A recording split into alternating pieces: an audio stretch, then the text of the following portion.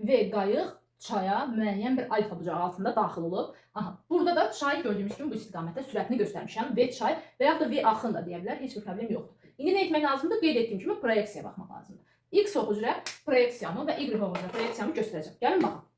Fikir verin, bu nədir? Mənim X ox üzrə proyeksiyamdır. Vx-in hansı ki qayığın X ox üzrə sürətinin proyeksiyası. Bu nədir bəs? V-dir. Bayaqları biz nə etmişdik? Göstərmişdik. Mən özüm xüsusi şəkildə sizin üçün göstərmişdim. İndi bax burada S dediyim kimi nəyə baxıram sadəcə? Vx-ə baxıram. X ox üzrə olan X ox istiqamətində və yaxud da X oxun əksinə yönələn sürətlərə baxmaq lazımdır. Bax fikir ver, Vx-də X ox istiqamətindədir. V çay da X ox istiqamətindədir. Deməli avtomatik bunlar nə edəcək? Toplanacaq, bir-birinə kömək edir axı qeyd etdiyim kimi eyni istiqamətdə olanda. Onda S-i tapanda S bərabərdir. Vx üstə gələ V çay vurulsun nə olacaq? T olacaq. İndi buradakı bu Vx nəyə bərabərdir? Bax bucağa bitişik tərəfdir alfa. Dedim ki avtomatik bucağa bitişik tərəf kosinüsdən olur. Yəni V qayığı nəyə vurmalısan? Kosinüs alfaya. Vx bərabər V qayıq vurulsun kosinüs alfa. İndi gətirib bax burada yerinə yazacaq. Onda nə olacaq? V qayıq vurulsun kosinüs alfa üstə gələk V çay vuraq T. Bəs burada V çay əksinə doğru yönəlsəydi, yəni bax bu istiqamətdə yönəlsəydi nə olardı? Çıxaq olacaq əlbəttə ki.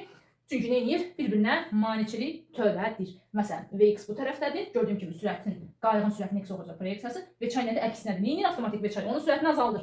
Əksinə doğru yönəlir bax. Ona görə çıxarından yaz. Bax burada sənə lol dildə belə deyək, başa saldığımı düşünürəm.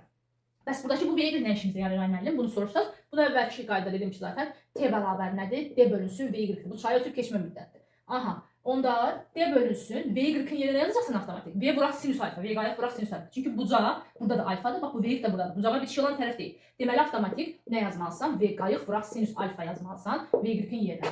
T bölək, V qayıq vurulsun nədir? Sinüs alfa. Bu da çay məsələləri. Məncə çay məsələləri ardında